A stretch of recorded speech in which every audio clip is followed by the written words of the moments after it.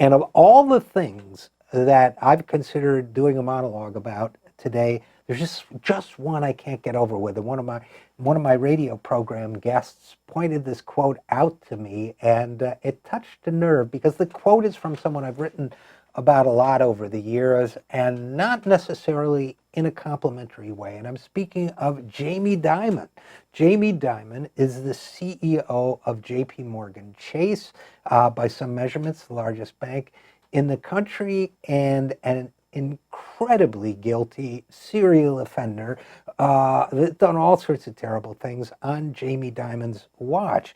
Now, before I get to that, I've written about Jamie Dimon so many times that I'm sure at some point he turned to a publicist or something and said, "Who is this guy? He keeps hounding me."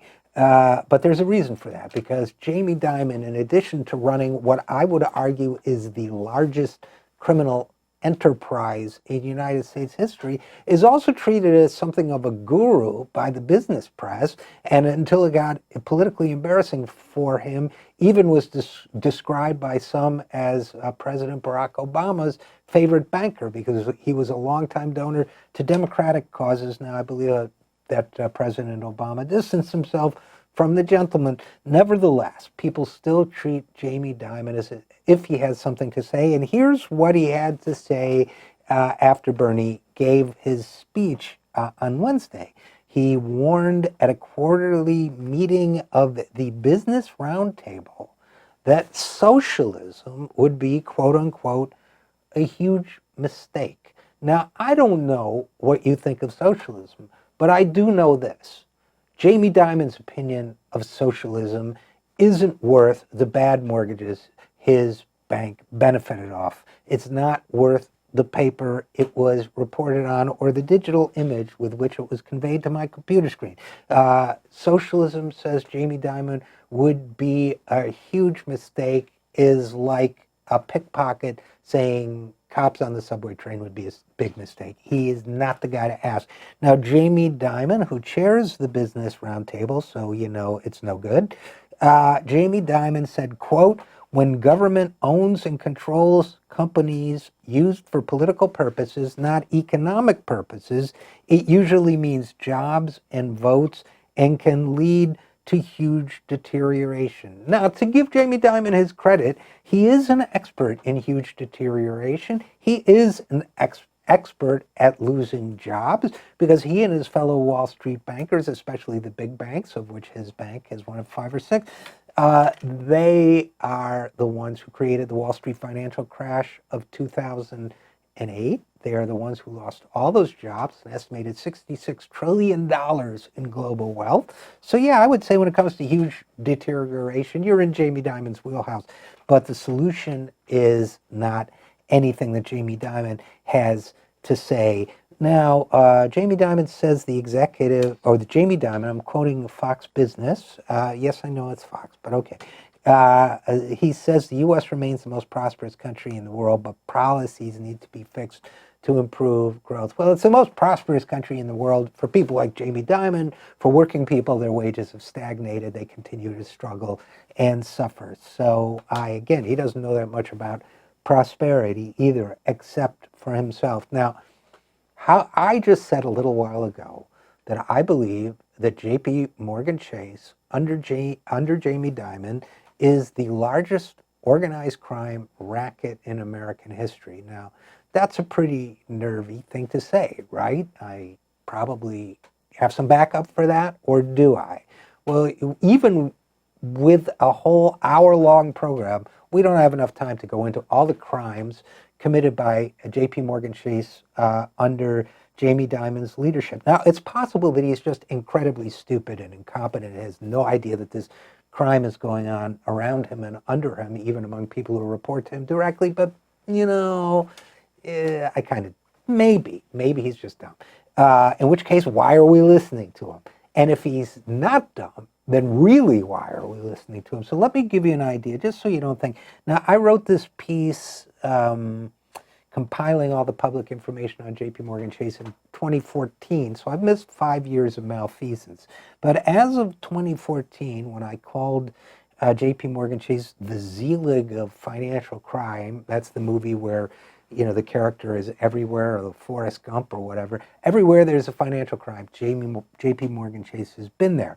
Let's see, foreclosure fraud, investor fraud, cheating customers, market manipulation, and then a $2 billion fine for closing its eyes and covering things up as Bernie Madoff literally built widows and orphans, along with a bunch of families and charities and all sorts of other things. Now, when Bernie Madoff built his customers, he banked the money he was stealing from them at JP Morgan Chase, but somehow JP Morgan Chase under Jamie Dimon didn't notice. Now, some of the fraudsters accused of malfeasance and sometimes fined large amounts for it reported directly to Jamie Dimon, as with the so-called London Whale fraud case. In many cases, he was just, the boss. You remember the buck stops here, that whole thing. So just a little sampler, because as I say, there's no time for the many, many, many crimes of JP Morgan Chase, but it'll set a good context for the conversation with Bernie Sanders about why we can't let these guys run this country anymore. Okay, deferred prosecution agreement for criminal behavior in a settlement on the Bernie Madoff case. New York Times noted that this kind of arrangement, quote, nearly unheard of for a giant American bank, and, quote, is typically employed only when misconduct is extreme. That's Jamie Dimon's bank. Now, even when suspicious facts came to light about the Madoff operation, JP Morgan Chase continued to package and sell funds fed by Bernie Madoff to its own customers. Okay, it failed to report him to the authorities even after concluding that he was engaged in massive fraud. Now, what else is it? Paid $13 billion to settle charges of massive and widespread foreclosure fraud conducted under the leadership of Jamie Dimon. It was also fined $296, nearly $300 million for lying to investors about its mortgage-backed securities. It paid more than $250 million to settle charges that it built with customers by charging them for credit monitoring services that it never gave them. It just charged them for it, didn't do it. Thieves. Okay, another $56 million for, how we love our troops in this country? $56 million for cheating active duty service members and their families. $228 million, nearly $250 million for rigging municipal bond transactions. This is Tony Soprano stuff.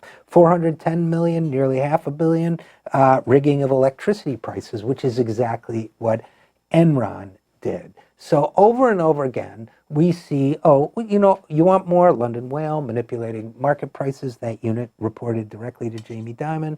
$1.2 billion in fines for colluding with credit card companies to rig merchants' credit card prices, so that the person who sells you something is actually getting ripped off by JP Morgan Chase and these credit card companies. Shall I go on to major fines for illegally investing customers' money? There's more. But look, let's conclude this way. JP Morgan Chase has access. Jamie Dimon has access. When he was called before the Senate Banking Committee from one of his bank's frauds or another, 12, 13 members sitting on the committee of the United States Senate, he had given campaign funds to all but 2 of them.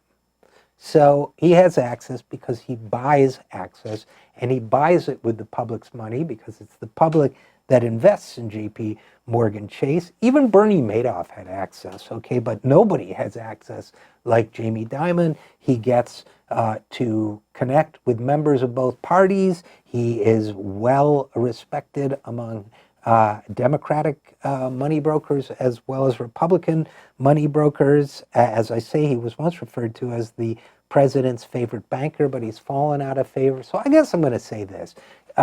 Being called a bad idea by Jamie Dimon is, to paraphrase the late Barry Goldwater, like being called ugly by a frog. Although I don't think frogs are all that ugly. But Here's the thing. We need to create a government system where the leader of a corrupt institution like Jamie Dimon's never gets to interfere in our politics again with his political contributions. And we need a media that is savvy enough and aware enough to know that when you're listening to Jamie Dimon, you are not listening to somebody who knows how to do anything except run a bad organization.